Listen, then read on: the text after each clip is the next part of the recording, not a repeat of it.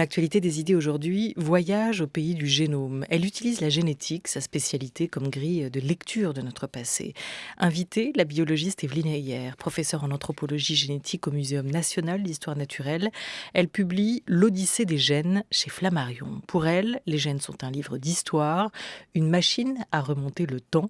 Grâce à la génétique, elle explore la mémoire de notre passé, là où aucune archive n'est disponible, écrit-elle dans sa présentation. Bonjour Evelyne Heyer. Bonjour. Merci à vous d'être avec nous. Un mot d'abord de votre parcours. Vous travaillez au croisement de plusieurs disciplines, de la biologie et des sciences humaines. Comment en êtes-vous venu à vous intéresser à ce génome ? Ah, c'est intéressant. En fait, quand j'ai découvert la théorie de l'évolution, j'ai trouvé ça complètement fascinant. Et il se trouve que la génétique, c'est un super outil pour, je dirais, utiliser la théorie de l'évolution. Et donc, j'ai commencé à travailler sur des populations humaines. Et dès les premiers travaux que j'ai faits, je me suis rendu compte qu'on ne pouvait comprendre la diversité humaine qu'en intégrant à la fois des dimensions de sciences humaines, la langue, les habitudes, avec qui on se marie, si on voulait comprendre l'évolution de notre espèce. Et donc, j'ai croisé très vite la génétique et les sciences humaines. Alors, vous avez une jolie formule, vous dites mon épice à moi, c'est le sang qui coule dans nos veines. Et c'est vrai que vous êtes allé chercher ces épices, vous êtes allé aussi explorer des cultures, des pays différents. Vous êtes une aventurière, en fait, vous n'êtes pas une femme de laboratoire, une femme de terrain. Oui, j'adore le terrain. J'adore aller à la rencontre des différences et je trouve que c'est en se confrontant à la différence qu'on retrouve l'humanité, qu'on voit en fait un peu l'universel autour de l'humain. Et j'ai la chance extraordinaire dans mon travail d'allier finalement la science avec ce souhait de rencontre des autres. C'est juste un souhait ou c'est vraiment une manière de remplir vos valises et vos boîtes de données que vous allez collecter là-bas ? En fait, on est obligé d'aller voir les autres si on veut comprendre la diversité humaine. Et du coup, j'ai la chance d'avoir pu aller dans des endroits assez improbables, par exemple au fin fond de la Sibérie ou en Asie centrale, juste très peu de temps après l'ouverture de ces pays, aussi en Afrique centrale. Et à chaque fois, de rencontrer des gens qui ont vraiment des modes de vie, des cultures très différentes et en même temps de se rendre compte en fait de cette espèce d'universel qu'on a à travers tous les humains, pour moi c'est extraordinaire. Et du coup, sur place, bien sûr, je prends l'ADN pour pouvoir le ramener au laboratoire et pour faire toutes ces études qui nous racontent l'extraordinaire aventure humaine. Comment on prend l'ADN quand on va au Kyrgyzstan ou quand on va au Cameroun ? Vous prenez une mèche de cheveux ? Ça se Alors retrouve dans un non, film non, l'ADN on le prend soit dans le sang, un petit peu de sang, ou alors avec la salive. En fait, on arrive à extraire l'ADN soit du sang, soit de la salive. Donc, selon les conditions, on utilise l'un ou l'autre. Voilà, parce que sur le terrain, on n'a pas toujours le choix. Alors, quelle est la principale découverte que vous ayez faite ? On peut la résumer comme telle, puisqu'elle est au centre du livre. C'est une histoire de l'humanité, mais c'est surtout de montrer que cette histoire de l'humanité est faite essentiellement de migration et de mélange entre les populations. Ça, c'est vraiment ce que vous déployez dans cet ouvrage, ce que vous racontez comme histoire. C'était surprenant. Ça revient quand même sur un certain nombre d'idées reçues. En fait, je pense qu'avant l'ADN, on ne se rendait pas compte que c'était à ce point-là. Voilà. C'est-à-dire maintenant, avec l'ADN, on peut retracer l'histoire des ancêtres, des individus et des populations. Et on se rend compte vraiment qu'il y a toujours eu des mélanges à différentes périodes, des mélanges plus ou moins forts par les hommes ou par les femmes. Et je crois que ce que l'ADN a amené, c'est de montrer un peu cette universalité des mélanges, d'une part, et d'autre part qu'on a pu démontrer que dans certains cas, les mélanges ont été même bénéfiques d'un point de vue biologique, ce qui était assez inattendu. Bénéfique, vous dites même essentiel à la survie de l'espèce, en quoi ? Par exemple, si on prend un exemple très classique, les populations tibétaines sont adaptées à l'altitude et elles ont reçu ce bout de génome d'un ancêtre maintenant disparu qui s'appelle l'homme de Denisova. Et c'est donc grâce à ce mélange que ces populations-là ont eu un peu les gènes qui leur ont permis de s'adapter et de vivre en altitude. Et il y a plein d'autres exemples comme ça. Et nous, on a reçu quoi, par exemple, les Français? On a des bons gènes ou pas? Vous avez pu Nous, retracer ça? on a reçu certains gènes de Néandertal, qui certains sont bons, d'autres moins bons. Il y en a qui influeraient sur, comment dire, la survie des fœtus, c'est-à-dire le fait d'avoir moins de fausses couches, qui ont été pas mal démontrées. Il y en a d'autres qui ont l'air moins bons, hein. Par exemple, la susceptibilité à des formes graves du coronavirus. Donc c'est assez mélangé. Mais après, on a reçu aussi à l'intérieur de notre espèce, en Europe, des gènes d'autres populations. Par exemple, les populations éleveurs nomades qui ont vraisemblablement amené un gène qui permet de digérer le lait quand on est adulte. Des populations du Moyen-Orient qui, en amenant l'agriculture, ont aussi amené des gènes qui permettent de mieux digérer l'amidon du blé, etc. Donc il y a toujours eu ces mélanges. Alors, on va en revenir à cet ADN, cette grammaire nouvelle qui nous a permis de découvrir tant de choses ces dernières années. On est en 2020. Comment on l'imaginait, l'ADN à l'époque? On va écouter les mots de l'académicien et par ailleurs historien des sciences et biologiste Jean Rostand en 1962. Eh bien, on peut dire, sans aucune exagération, que le DNA, c'est ce qui est le plus important dans le monde. En tout cas, sur la Terre. Et ce superlatif est très facile à justifier. Le DNA, c'est d'abord le siège de l'essence spécifique, si on peut dire, de l'hominité. Un homme est un homme parce qu'il a dans ses chromosomes un certain DNA, c'est-à-dire une certaine substance chimique d'une certaine composition. Toute la différenciation des espèces animales, au fond, n'est qu'une différenciation de DNA. L'évolution peut être considérée comme l'épopée du DNA. Le DNA n'est pas seulement le siège de la spécificité, il est aussi le siège de l'individualité. Tous les hommes ont des DNA différents. Le DNA de Pierre n'est pas le DNA de Jacques, qui n'est pas le DNA de Paul. S'il est le siège de la spécificité, de l'individualité, le DNA est aussi le siège de l'hérédité. Nous ressemblons à nos parents parce que nous recevons des molécules, nous recevons un paquet de molécules de DNA et de la mère et du père. Chacun de nos parents nous a légué la moitié de son DNA. On peut donc espérer que cette étude du DNA pourra nous conduire à mieux connaître ce qu'on peut appeler le secret de la vie. Alors, il avait vu tout juste Jean Rostand en 62. Alors oui, il avait tout juste, hein. Je pense que ce qui a progressé depuis, c'est finalement le fait qu'on puisse séquencer en entier l'ADN des individus. Et aussi, à partir de cet ADN qu'on a séquencé, retracer ce qui vient de notre père et de notre mère, qui eux-mêmes ont reçu la moitié de leur ADN de leur père et de leur mère. Et ainsi, votre ADN, finalement, avec lui, on peut retracer vos ancêtres. Il faut le voir un peu comme une mosaïque de bouts d'ADN qui ont été transmis par vos différents ancêtres. Et donc, c'est ça qu'on utilise justement pour retracer l'histoire des populations humaines. Donc, ce que dit Jean Rostand, c'est tout à fait exact. On a chacun un ADN différent. D'un autre côté, on a le même parce que on est dans la même espèce, donc on a très peu de différences entre nous. Et ces petites différences qui nous ont été transmises par plein d'ancêtres permettent de retracer finalement l'histoire de notre humanité. Oui, vous le racontez, on est tous les descendants d'une petite molécule apparue il y a plus de 3 milliards d'années, 3 milliards et demi d'années. Il y a 4 lettres qui forment cet alphabet avec lequel est écrit le génome, 4 lettres communes à tous les êtres vivants sur Terre, ce qui paraît assez dingue. Mais l'ADN humain, est-ce qu'il se singularise? Est-ce qu'il se distingue des autres quand même? Oui, si on compare un ADN d'un humain à notre plus proche cousin, le chimpanzé, on va aligner l'ADN des individus de ces deux espèces, c'est-à-dire on va les mettre bien face à face. Il faut voir que l'ADN, avec ces 4 lettres, on fait comme un livre, hein.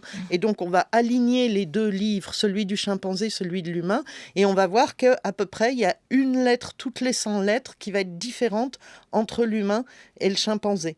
Et donc c'est ces différences qui vont faire que l'on est un chimpanzé ou un homme. Il est très très proche de nous, hein, le chimpanzé et le singe. Hein. Oui, tout à fait. Il est très C'est même proche plus de qu'un nous. cousin en fait. Hein. à ce niveau-là. Comment l'homme a-t-il conquis la planète? Ça fait partie des questions que vous vous posez. Comment une poignée de sapiens errant dans la savane, d'une poignée de sapiens, l'espèce humaine est-elle devenue l'espèce dominante en seulement quelques millions d'années? Chacun d'entre nous est un enfant de cette histoire collective. Il y a 4 grandes évolutions que vous travaillez et que vous analysez dans ce bouquin, L'Odyssée des gènes, qui paraît chez Flammarion, Evelyne Heyer. C'est ce devenir Homo sapiens, c'est cette exploration du monde, ces migrations, c'est cette idée de dompter la nature, puis de dominer et de développer notre culture. J'aimerais qu'on reparte d'un exemple, d'une histoire très particulière et précise qui en dit long, celle de la mèche de cheveux de l'aborigène. On est en 1920, il la donne, elle sera analysée, cette mèche, près d'un siècle plus tard par une équipe. Nous Qu'est-ce qu'on va apprendre? De qui descendait-il? Alors, cette mèche de cheveux d'un aborigène australien, elle nous raconte une histoire absolument extraordinaire parce qu'elle nous a permis, avec les données génétiques, de retracer quand notre espèce est arrivée en Australie et aussi de résoudre une grande question. On se demandait si l'être humain qui apparaît en Afrique, donc Homo sapiens, va sortir d'Afrique pour aller coloniser la planète. Et on se demandait si ça avait lieu surtout une fois ou plusieurs fois, avec dans l'idée que peut-être l'Australie ça aurait été un mouvement à part, colonisé au début, et puis plus tard les Européens et les Asiatiques.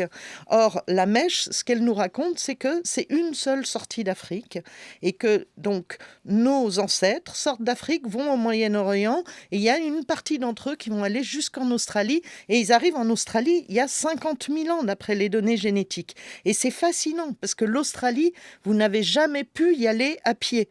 Il y a toujours eu un bras de mer d'au moins 30-40 kilomètres à traverser. Or, le fait que l'Australie était colonisée, ça veut dire qu'il y avait des groupes d'humains qui étaient organisés il y a plus de 50 000 ans et qui ont pu traverser ce détroit de mer et aller coloniser l'Australie. Donc ça, c'est pour l'histoire humaine. Et puis d'un point de vue technique, de retrouver de l'ADN dans les cheveux, c'était une première et c'était remarquable comme travail technique. C'est une équipe danoise qui a fait ça. Et c'était quand cette première? Ça date de quand? De mémoire, c'était dans les 2010 à peu près. 2010-2011, hein. C'est très récent en fait. Tout à fait. Ouais. Ah ouais, on est vraiment dans une science qui avance très vite. Il y a d'autres histoires que vous racontez comme celle-ci et qui nous éclairent une fois réunis. Peut-être juste allons sur celle de la découverte de l'Amérique. Celui dont on pensait qu'il avait été le premier à la découvrir ne le serait peut-être pas. En fait, pas tant que ça. D'autres découvertes ont été faites grâce à l'ADN. Alors, qui serait le premier à avoir posé un pied là-bas? Alors, les premiers qui ont colonisé l'Amérique, on pense maintenant, d'après les données génétiques, que ce sont des gens qui viennent du sud de la Sibérie. Et d'ailleurs, c'est assez drôle, parce Pas que du le Portugal sud, alors. le sud de la Sibérie, c'est la Russie. Et donc, quand j'ai eu la chance d'aller dans ces endroits-là pour travailler, il y avait le maire d'un village, quand je lui ai expliqué que c'était vraisemblablement ses ancêtres qui avaient colonisé l'Amérique, lui, en tant qu'officiel russe, était très content de ses ancêtres. Et donc, ces premiers humains arrivent en Amérique autour de 15-20 000 ans. Là, on sait qu'ils sont passés donc, par le nord de la Sibérie qui touche l'Alaska. Et au moment où la mer est assez basse, on peut passer à pied, là, au moment où on va avoir une calotte glaciaire, autour de 15-20 000 ans. Et ensuite, ils vont coloniser très vite l'Amérique, jusqu'en Amérique du Sud. Mais pourquoi ils auraient fait ce voyage, ce grand voyage? Alors, le pourquoi des voyages des humains, c'est fascinant. En fait, il n'y a pas de raison, il n'y a pas de réfugiés économiques à cette époque-là. On est tout simplement une espèce qui a une soif de découverte, une soif d'aventure. On veut toujours aller voir la colline derrière la colline. Il y a toujours eu de tout temps des humains qui ont eu envie d'aller un peu plus loin, d'explorer, de découvrir. Il n'y a pas sur toutes ces migrations des raisons écologiques, économiques qui expliqueraient ces migrations, si ce n'est une soif de découverte. Et ce peuple, alors j'espère que je prononce bien, hein, les Boto-Cudos, c'est ça? Boto-Cudos, comment on prononce aidez-moi, à l'est du Brésil. Apparemment, le mystère des origines de ce peuple-là a été aussi résolu. Alors, les Boto-Cudos, c'est une population d'Amérique du Sud qui est intéressante parce qu'on trouve dans leur génome autre chose que ce qui est venu de ces premiers colonisateurs il y a 15-20 000 ans et des choses qui les relient plutôt à la Polynésie ou à l'Asie. Et donc l'hypothèse qui est émise, c'est peut-être ce seraient des Polynésiens qui seraient venus en Amérique. Le problème, c'est que pour l'instant, ce n'est pas encore démontré parce qu'il faudrait qu'on démontre que c'est avant les voyages induits suite à la découverte de Christophe Colomb. C'est-à-dire qu'ils n'ont pas fait le tour par des bateaux qui auraient été amenés par les Européens. Et ça, on ne le sait pas encore. Ça fait partie des belles questions à suivre. Alors, on va vous raconter encore une histoire, celle de Otzi, la momie des glaces. On va découvrir le corps d'Otzi rejeté, remonté par la glace dans les Alpes italiennes. Qui est-il? Quel âge a-t-il? D'où vient-il? Tout ça, ce sont les mystères de cette découverte, avec des réponses qui ont été apportées depuis. On écoute d'abord le témoignage d'un de ces découvreurs. Je n'avais jamais vu une chose pareille. Il fallait tout de suite penser à l'organisation.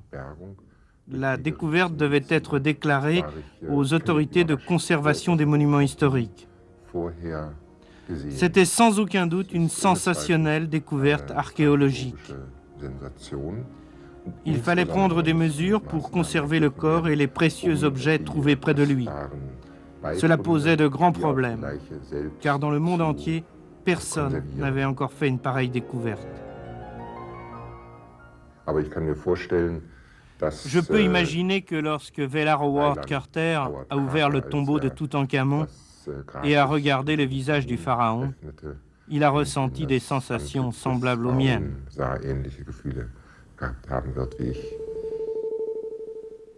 Otzi, est-ce que c'est vrai que c'était le premier touriste européen? C'est comme ça qu'il a été qualifié. En fait, c'est une histoire, je trouve, très, très belle. C'est vraiment une belle histoire des sciences. Donc, Otzi, il est trouvé dans les Alpes. Et bon, il y a plusieurs études, ça prend du temps, mais à un moment donné, on arrive à avoir son ADN.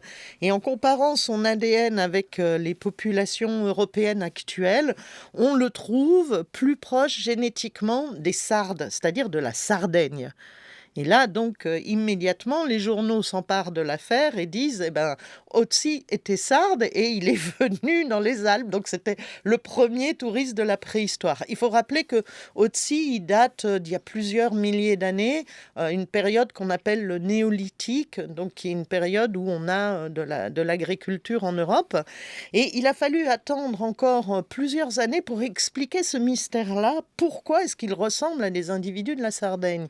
Eh bien, en fait, c'est parce que dans l'histoire de l'Europe, il y a environ 5000 ans, donc après Otzi, on a une arrivée massive des peuples des steppes, des peuples nomades des steppes, qu'on appelle les Yamnaya, qui viennent du nord de la Caspienne et qui vont venir s'installer en Europe et se mélanger avec les populations locales.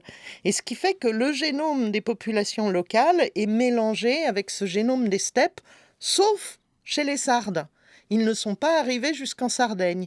Donc c'est comme si la Sardaigne, les Sardes, avaient gardé une photographie de génome ancien avant ces arrivées des peuples des steppes. Et comme Otzi date de cette période d'avant l'arrivée des peuples des steppes, il est plus proche de ces Sardes qui finalement n'ont pas reçu de mélange de ces nomades venus des steppes. Et c'est pour ça qu'Otzi ressemble aux populations sardes. Maintenant, en corrigeant pour tout ça, on a pu retrouver que non, Otzi, il vient bien des régions autour des Alpes. Et je crois, de mémoire, mais il faudrait que je vérifie, je crois plutôt des régions de l'Italie.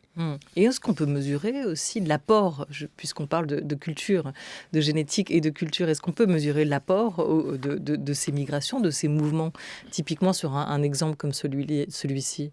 Oui, parce qu'en fait, donc, je vous refais l'histoire en résumé. Donc, notre espèce émerge en Afrique. On sort d'Afrique il y a environ 70 000 ans. Et il y a donc des sapiens qui vont aller jusqu'en Europe il y a environ 40 000 ans. Ce sont des chasseurs-cueilleurs, c'est-à-dire des gens qui chassent et qui cueillent. Et après, on a l'arrivée, il y a environ 10 000 ans, enfin 8 000 ans pour être plus précis, d'agriculteurs qui viennent du Moyen-Orient, qui vont arriver sur place et qui vont amener l'agriculture et qui vont se mélanger avec ces chasseurs-cueilleurs, ceux qui ont peint les grottes de Lascaux. Puis ensuite, on a l'arrivée de ces fameux nomades des steppes qui vont arriver quelques millénaires après. Ce qui fait que maintenant, un individu européen dont les ancêtres viennent d'Europe est un mélange de ces trois, je dirais, type d'ancêtres. Il est un mélange de chasseurs-cueilleurs européens qui ont peint finalement les grottes de Lascaux, d'agriculteurs venus du Moyen-Orient qui sont arrivés avec le blé, l'orge, vaches, chevaux, cochons, etc. Et bien sûr chèvres, et aussi des nomades venus des steppes. Et on peut retrouver dans le génome des individus actuels ces trois composantes qui font finalement le gros du pool génique de l'Europe de l'Ouest. Est-ce qu'on sait si tous ces mélanges, ces croisements, ces rencontres se sont faites sans heurts? Est-ce que tout ça s'est fait sur des années et aussi d'une manière assez naturelle, et que la question aussi de la protection en fait, des identités, de cette tentation de vouloir les figer, n'est arrivée que bien plus tard? Alors pour la période où les agriculteurs arrivent, on voit bien que ça s'est fait petit à petit, ces mélanges avec les populations qui étaient sur place, et il n'y a pas de signe spécialement de heurts dans les restes archéologiques.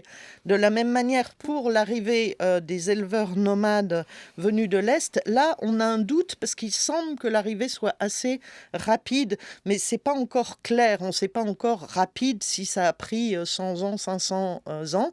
Et il y a une hypothèse en fait que ces éleveurs nomades auraient pu arriver facilement en Europe et s'installer parce que les populations sur place auraient subi des épidémies. Mais ce n'est pas encore démontré. Mais en tous les cas, on n'a aucune trace de massacre lié à chaque fois à l'arrivée de ces migrations.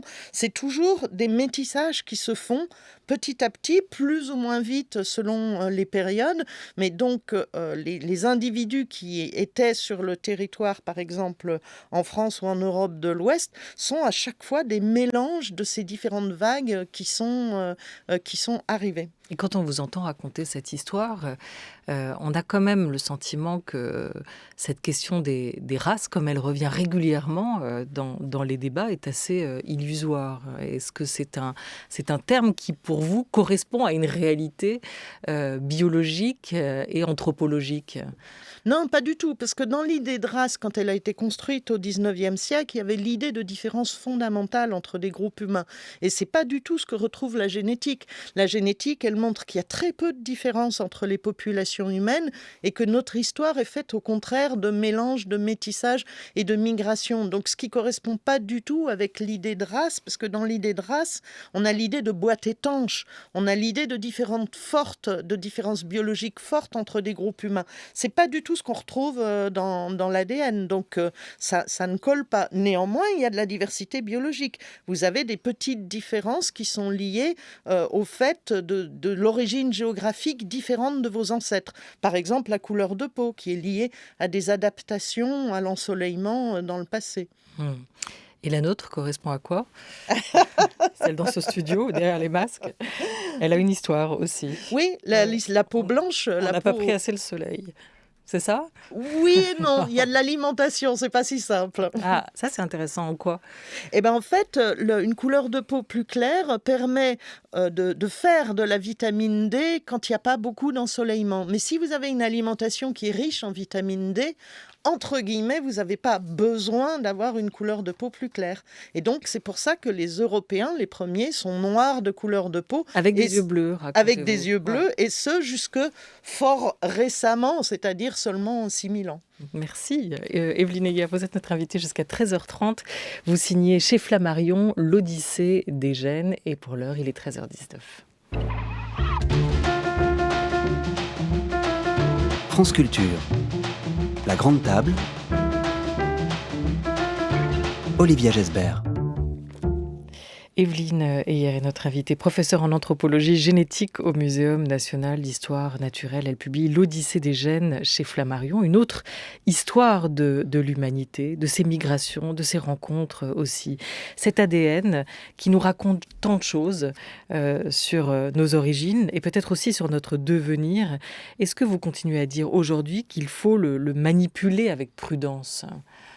C'est-à-dire, écoutez, toutes les études qui ont toujours été faites sur la diversité génétique sont utilisables selon la morale que l'on met derrière, d'une manière positive pour montrer que finalement on se ressemble beaucoup d'une population à l'autre, ou si vous êtes dans une pensée où vous n'aimez pas les différences, pour mettre en avant qu'il n'y a pas beaucoup de différences, mais qu'il y en a quand même.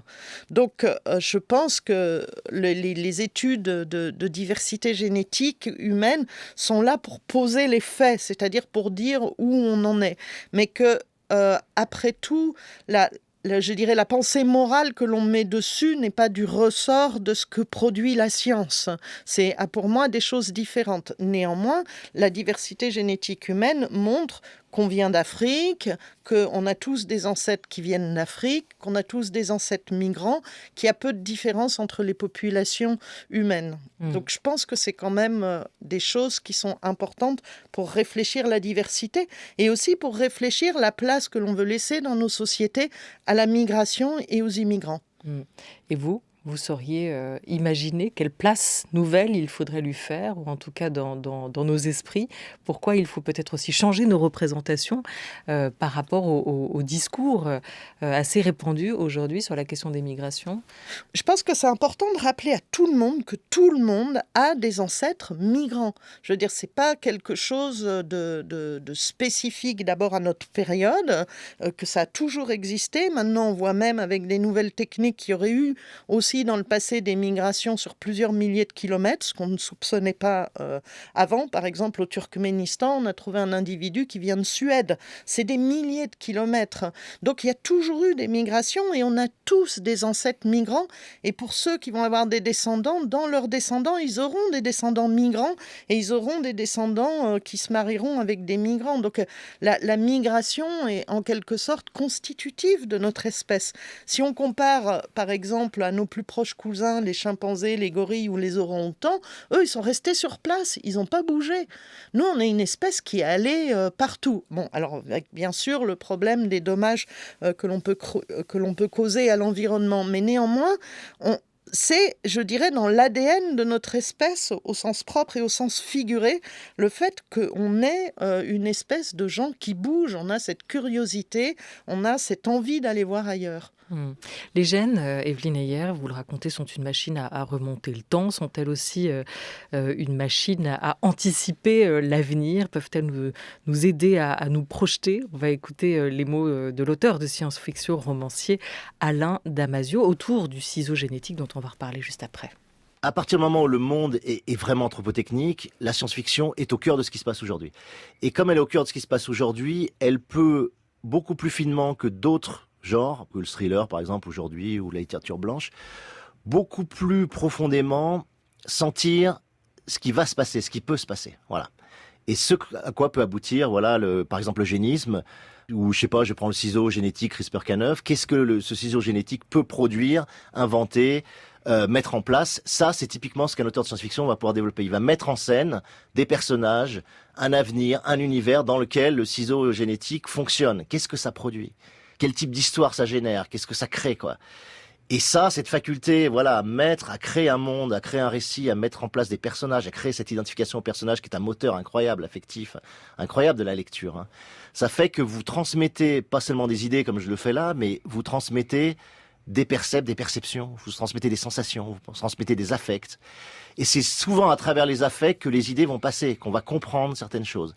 Si je vous dis attention, le ciseau génétique CRISPR-Cas9 c'est dangereux, ou si je dis attention, l'eugénisme, comme vient de le faire le chinois, c'est dangereux, vous ressentez rien. Si par contre je mets en place voilà, quelqu'un qui effectivement modifie son enfant et qui devient voilà, mi-temps hybride et que ça modifie énormément de choses derrière, vous allez rentrer dans le récit et vous allez comprendre. Ouais. Alors vous aussi, vous alertez, hein, Evelyne Heyer, sur les utilisations génétiques qui peuvent être faites et réalisées aujourd'hui, notamment la montée en puissance des tests génétiques pour tenter de déterminer l'origine des individus. C'est pas en soi le test qui pose problème, c'est l'utilisation qu'on peut en faire. Mais avant juste de revenir là-dessus, est-ce qu'il y a aussi une part de fiction dans votre travail, puisqu'il y a une part de génétique ou de biologie dans celui de l'écrivain de science-fiction?